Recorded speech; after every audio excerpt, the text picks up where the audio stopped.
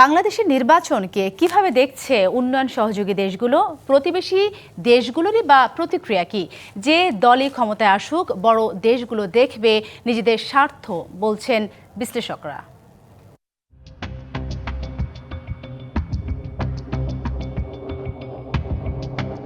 বাংলাদেশের রাজনৈতিক দৃশ্যপট পাল্টালেও জাতীয় নির্বাচন ঘিরে বিভিন্ন দেশের কূটনীতিকদের তৎপরতার হেরফের হয় না তেমন।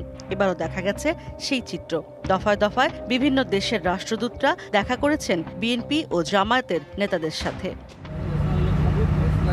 ভারত এই নির্বাচনকে কিভাবে দেখছে?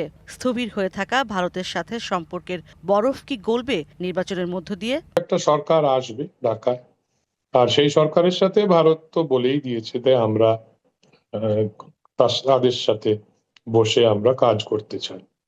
এটাও একটা মনে রাখা দরকার যে ভারত আগেও বাংলাদেশের যে কোনো সরকার এসেছে তার সাথে কাজ করেছে। যাই হোক, যেভাবেই হোক ইলেকশন, মোট কথা হলো যে একটা সরকার আসবে, তাদের সাথে ভারত সরকার নিশ্চয়ই বসবে আর কাজ করবে।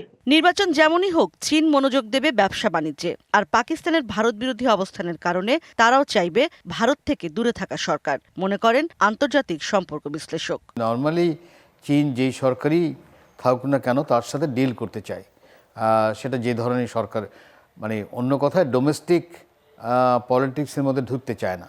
পাকিস্তান যেই পর্যায়ে গেছে সেখানে বাংলাদেশের সাথে বড় ধরনের অর্থনৈতিক সম্পর্ক করার কাঠামো সম্ভব এখনো হয়নি।